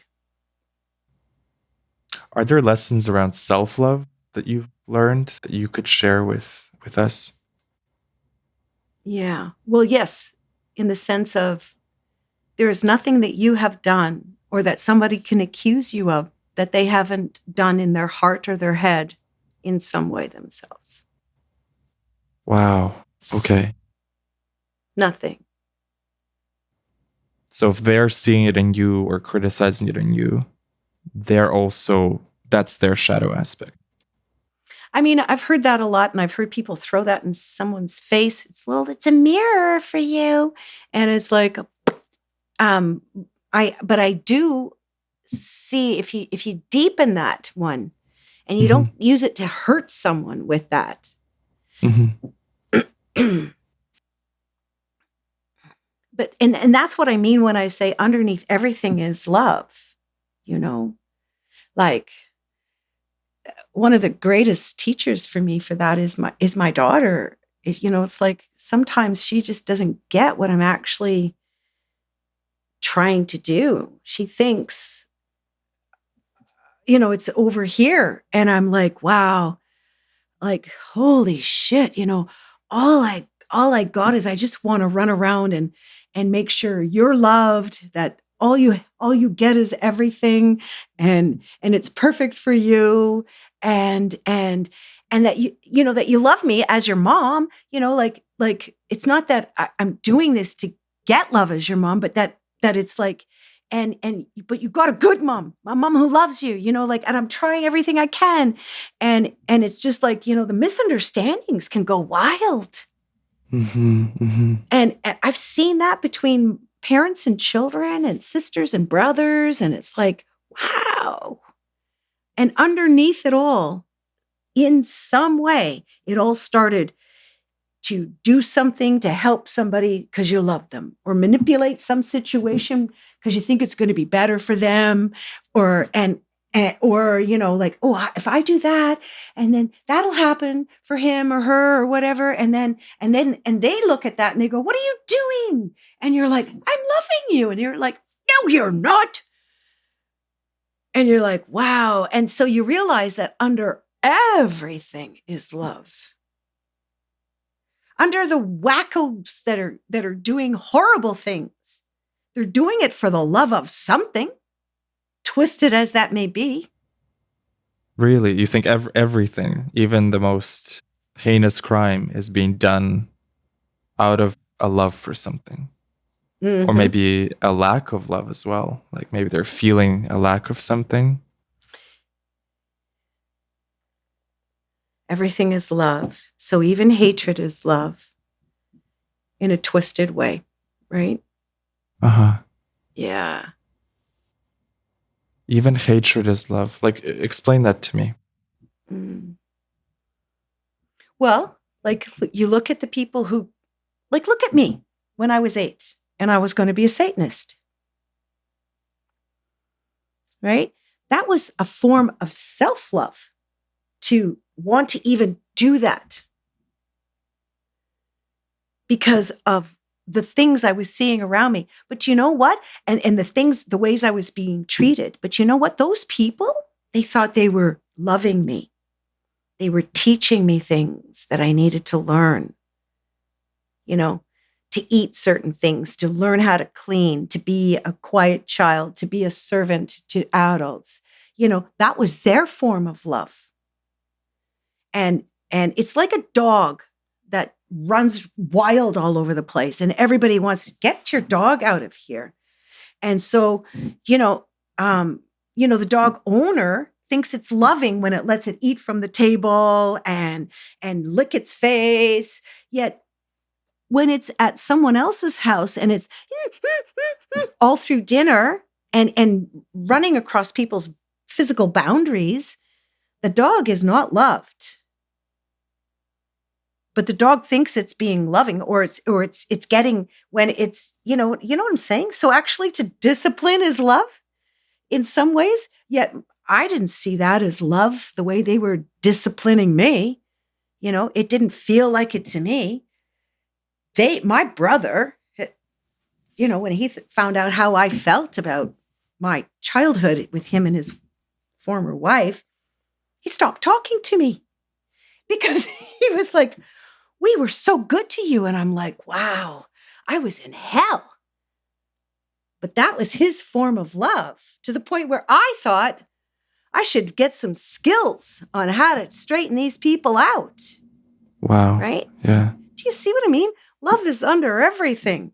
And in my love for myself, which is, like, I got to get away from these adult people. They're hurting me so badly. I went into something that if I had stayed in it as an adult, I'd be a freaking monster, according to some people. But I would be loving myself. I'd be powerful. I'd be doing this and I'd be doing that. And that in its own way has its place as a malformation of love, as an aberration of love, right? But all of it came out of love, the need to be loved, the desire to be loved.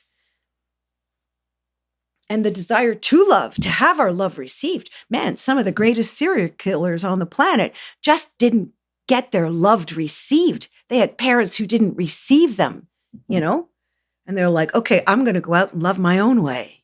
You'll get it. It's, and we go, wow, that's an aberration. That's hatred. That's this, that, and the other thing. Where did it come from? Love, the desire to be loved and not feeling love. What happened to those parents? Like, what did their parents do? Like, how far back can we go? Adam and Eve? If they were such a thing, to find the source of love and where it went wrong and why we do this way here. I mean, what the world needs now is love, sweet love. It's the only thing. There's just too little of. And it's just like, well, I think it's everywhere. It's just misunderstood, misused. And nobody knows how to actually touch it. They long for love. And even the person who's sitting here watching this says, oh, fuck, she's nuts. I don't long for love. It's like, yeah, you do. That's what was put inside your mother's womb. And it would be a woman, even if she had her breast loft up and is growing a beard at the moment. She's not a man. She's still a womb man. and like the things that are happening to the family right now and to the sexual orientation and what we're calling love. Wow.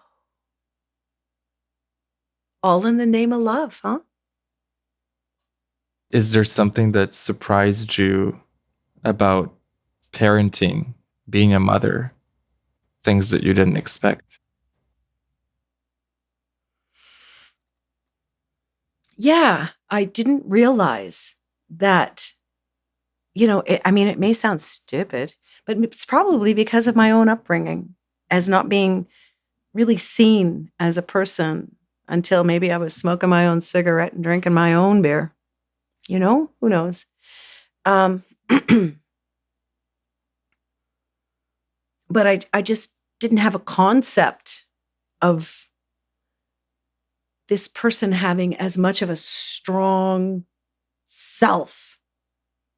I thought babies came in ready to be imprinted by their parents, And there was a lot of my former husband and myself in my child, but there's a core that's uniquely her own self. And it took me a long time to know that. And to know that communication can be like my love language is not hers. Right. And, and I seem to, meet a lot of young women like her. And it was just recently I met somebody who's actually like me, who I was like, I thought, oh, okay, so people could have a child that might be like themselves, and they would think that they imprinted that on them, that child was like them because they were their parent. But it's not that. It's just this random personality, luck of the draw that you get from the universe that, you build your core with on as the foundation for what your parents and your extended family and your ancestors offer. Right? And it's hard because the child doesn't see sometimes how much the parent loves them because they think that the parent is being controlling or too strict. But when you grow up and you look back at your parents, you're like, I see now. I see that they were trying to look out for my best interests. If you're lucky, sometimes kids don't get that. They just see your love as some form of manipulation, no matter what. And maybe you are in manipulation with it. Because who knows how to fucking love here without hurting anyone. Yeah. But it's fascinating what you said is that it all comes back to love. And I think that's also what the plant medicines show us over and over, that when you go to these realms, most people, what they experience is that pure connection to love. And then they can take a piece of it, the reference point, back into the 3D and hopefully connect deeper to that. Yeah. And it takes so long to know yourself, know who you are, and separate your own individuation, your own uniqueness from all that happened. What you had happen from your family and what you went out into your little world and set in motion yourself. Because like from the time you go to school and you get out there, there's parts of, what your parents taught you and what your grandparents taught you and all that. And, personality aspects of your parents, perhaps that you're under the influence of. And then there's that uniqueness of your own. And that drives the frickin' bus a lot, more than people are willing to admit. They'd rather blame because it's painful to think I created something for myself that hurts me. Yeah. It sounds like also, would you say that's one of the benefits of getting older is you discover and you realize more of who you are? If you're lucky. Yeah. I've seen a lot of elders that don't have it. And I've seen people that walk in that wisdom so quietly and so softly, you know? And I've often thought I'd like to be quiet and soft, but I'm not, you know? Which is great. I've always been this way. Oh my God. You know, I went to my former husband's retirement party. He's been in radio for 47 years. I got out when we had our child because we gave birth on the radio, and I went home to take care of her, right? And he stayed for another 27 years in radio, and or yeah, 31 years. And and so I went to his retirement party with those people who I mentioned earlier who, you know, I was fortunate enough that fate brought me to this place where I had a blast being part of this ensemble cast for like 6-7 years. And we just rocked it and had so much fun. And, you know, I went back to this retirement party for him. It was kind of small. It was mainly our show from the morning show and a few other people along the way that, you know, in his career afterwards, but the really close ones. And I brought Sadie with me because she was born on the radio. So she's actually part of that show. And you know, I was talking to my friends and just being myself, you know, and you know, one fella said, that's what I always loved about you, Kathie. You haven't changed a bit. You're still that way and this way and that way. And I'm like, oh my God, really? I've always been like this? Wow. And then I realized I haven't changed at all. You know, like there's aspects, there's wisdom that we bring in. We temper ourselves somewhat, but this is who I've been ever since that first spark of light went in my mother's womb. So what do you think changes as we get older if the core part remains eternal? The meaning we give it. The meaning we give it. Mm-hmm. The meaning we give it. So every decade you're giving new meanings maybe to things that are actually the same. Yeah. And I think you were here when I started up the picture room, all my pictures in one room, because I brought them all out of the garage and I had everything from my high school books, all the memorabilia from all of those years, you know, in radio, all of my ex's stuff, because nobody wants anything. I'm like, yeah, sure. Yeah. And so the last room they ended up in was the big blue room in the basement. And now they're all over the floor because I had to look for Dean's stuff from all these years. I kept letters. I kept the most amazing stuff and put it together with Sadie to give to him. And every time I had to move room, you know, like all these tubs of photos, because you people don't have photos anymore, your age group, right? Like it's all on electronics and USB sticks. If you really want to keep it, you know, you put it all loaded on a photo stick and then now you got your stick, but you don't have pictures, pieces of freaking paper, letters, magazines. I covered magazines. I was in magazines. We were written up. We were all of it. And it's all in there. And, you know, and I looked at the women I've been, the change of hair, you know, as the wrinkles came in, as the, you know, all of the things came in. I mean, man, I was a looker in my youth, you know, it was like, wow, I didn't know. I should have appreciated that better. Appreciate yourself now, not from an egoic perspective, but from just love yourself, you know, just as you are. Are there any lessons that you would impart to your younger self if you could go back and talk to her?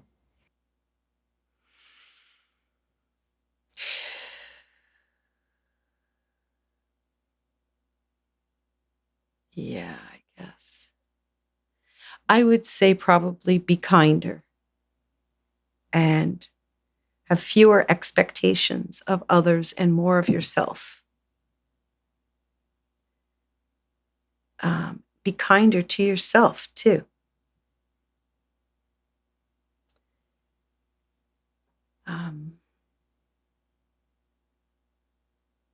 And just be happy. Just find out what makes you happy and do it. Kathie, it's been such a pleasure talking to you. It's been an epic conversation. Is there one last piece of advice that you'd like to leave the listener with on how can they live a more epic life?